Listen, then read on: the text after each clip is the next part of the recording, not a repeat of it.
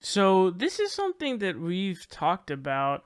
It is that Dave Rubin and Ben Shapiro are supposedly good friends. And it's interesting because Ben Shapiro is obviously someone who we know believes that homosexuality is a sin because that's what his religion states. But yet somehow Dave Rubin is good friends with him. It sort of makes for an interesting situation, of course, because you're supposedly good friends with someone who essentially thinks that you're, being gay is something that obviously you didn't choose. It was something that you were born with. And it is something that is your lifestyle. I mean, you're going to be gay your entire life. You're not it's not like smoking where, like, you go smoke a cigarette for like 5 minutes a day. No, this is some shit where it's like you're gay all day, every day for your entire life. But this is interesting because it looks like this isn't a topic that has been approached just once or even just twice. It looks like this is a topic that comes up a lot, or at least a decent amount when Dave Rubin and Ben Shapiro are conversing. So they're going to talk about it here again. Let's check this out.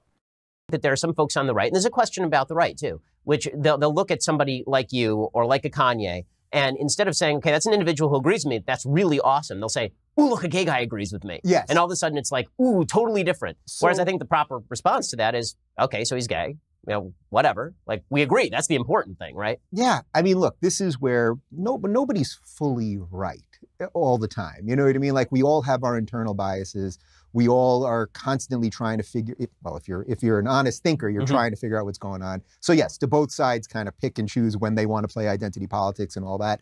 For me, as someone that came from the left, I know it so well, that line of thinking, and it basically spread like a virus throughout all of the left. If you look at my show, like the first time I had you on, which is almost 3 years ago already, and again, we did not know each other, and I think you came in very ready to fight. Like, you were like, oh, I'm sitting down with a lefty. Right. You were ready to fight, and I really was there like, this guy, yeah, let's do it. And look what's happened in these last couple of years where we've become allies in this space.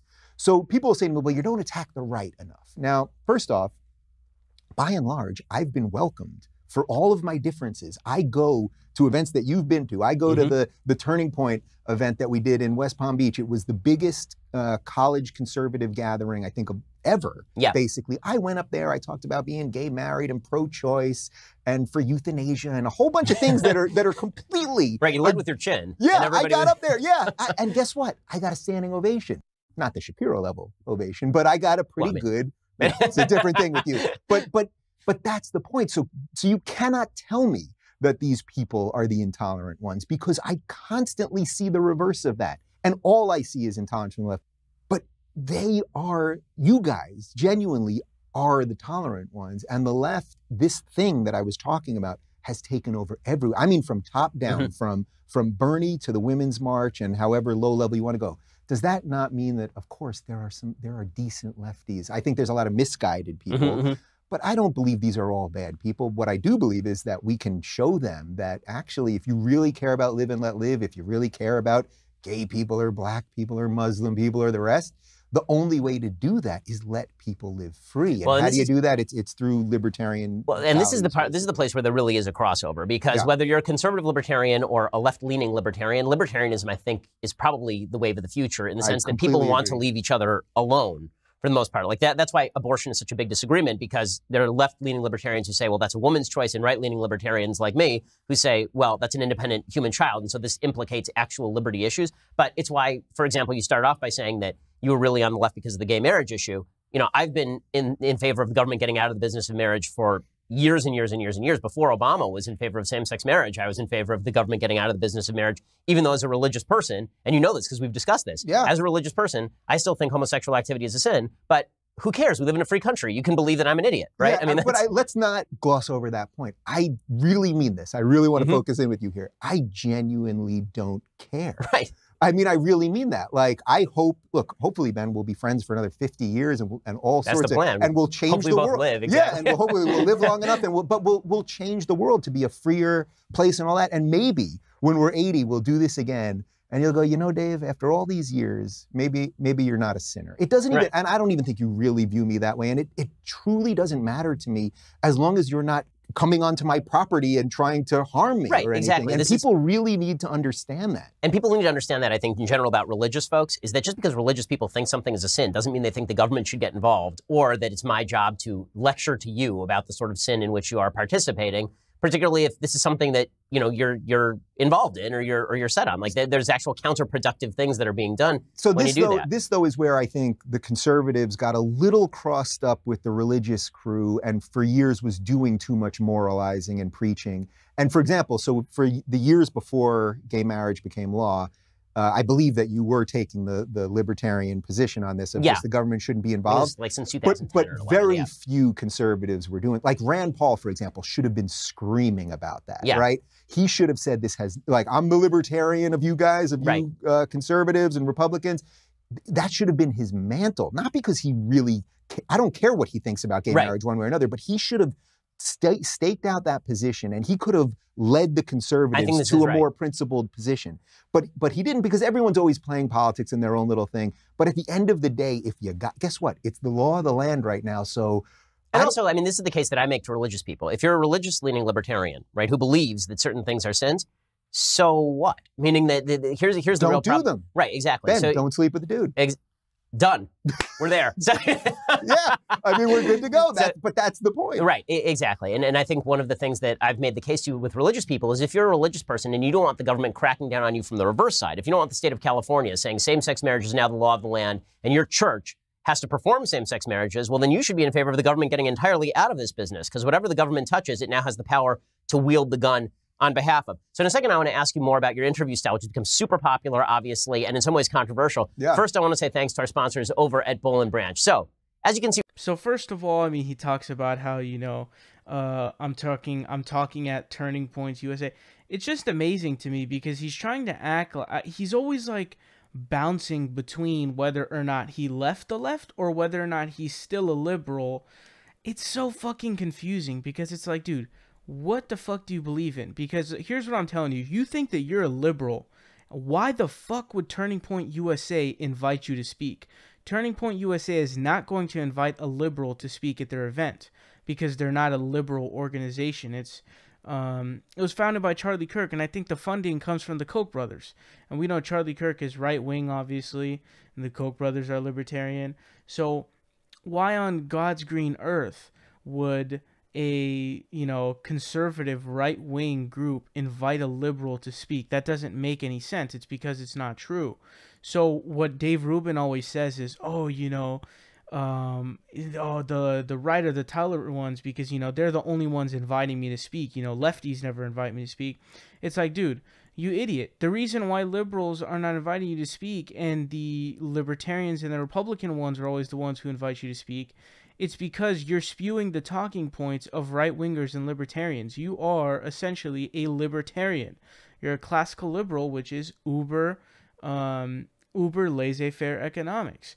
So, you fucking imbecile, the reason why you're being invited by these groups and these libertarians and these right-wingers is not because they're some tolerant people for liberals. The reason is because you agree with them, and so they're offering to bring you on as you fake to be a liberal, fake to be a lefty, and play this, you know, multi-token card, and then, you know, go on to defend what they say. That's the reason why they invite you. They don't, I'm sorry to break it to you, dude, but they're not inviting it to you for the purposes of tolerance and hearing out the other side. So I don't know why he keeps stating that as if it's a thing, especially because he goes back and forth between saying he's still a liberal and he'll say he's still somebody who he's essentially libertarian, is what he said himself. Those are his own words about classical liberalism, because that's what classical liberalism is. It's essentially libertarian. Now, the gay marriage issue is something that's super interesting because it is hard for me to imagine, as I'm sure it is for you guys. How could you possibly be friends with someone who thinks that your entire lifestyle is a sin? How could you possibly, you know, how could you possibly think that? I mean, imagine it being like reversed, the roles being reversed. It's kind of weird to imagine. Like, imagine being someone who thought that same sex being or heterosexual was a sin. that's just a really weird concept, and that same thing should be applied to homosexuality, and I know it is now, more so now, but it's just weird. Like, try flipping the roles. It's something that's not really possible. But could you imagine, being friends with someone, and you could tell, like, Ben Shapiro, like, he has some pretty strong feelings about this, but he keeps it to himself. He kind of keeps it on the DL. But Dave Rubin, when he says, like, I know that you think that, like, I'm a sinner, but I don't care. Number one, there's a pretty big possibility that you're lying out of your ass. There's a very big possibility that you're lying.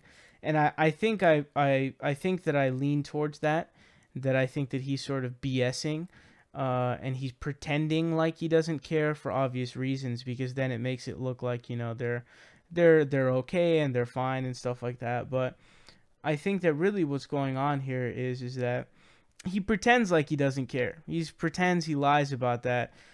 And I think that he's just a massive tool, is the way that I'm going to put it. I think he's a massive tool because he's this guy who's clearly being used by everyone.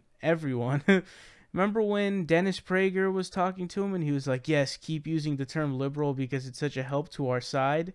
And Dave Rubin responds, like, eerily, as like, oh, well, I'm not doing it for you. I'm doing it for myself, because he is a tool for the right. And I think he realizes it, but I'm not 100% sure. But I mean, I'm sure he doesn't care, because the grass is greener where he is now than what it was, than how green the grass was before. But I don't know whether or not he's faking that he doesn't give a shit for the money and for, the fame that comes with it, with having a, friend and essentially a business partner in Ben Shapiro. I don't know if you would be able to classify it as a business relationship, but I mean, part of their friendship is, we get to exchange presence on each other's shows, which obviously is a boost, money-wise and show-wise and business-wise. So he's most likely faking it, and the question, I guess, is he, like, heard about it? Does, like, how could you deep down inside be somebody who's, like, you consider someone to be your good friend, but they think that what your sexual preference that you were born with is a sin, and therefore your entire life, which you spend with your gay husband, because you're gay, is sinful. So you're committing a sin every day that you wake up and get out of bed. I just can't imagine that, man. That's insane. He's not even, like, accepting to be like, oh, like, it is, there's nothing wrong with that. Like, you are who you are. You were born with that. So honestly, I don't understand it. I could never understand it. You'd have to be offered massive sorts of benefits in other forms for having this sort of relationship. So, I don't know. Let me know your thoughts on this down below. It is pretty cringy.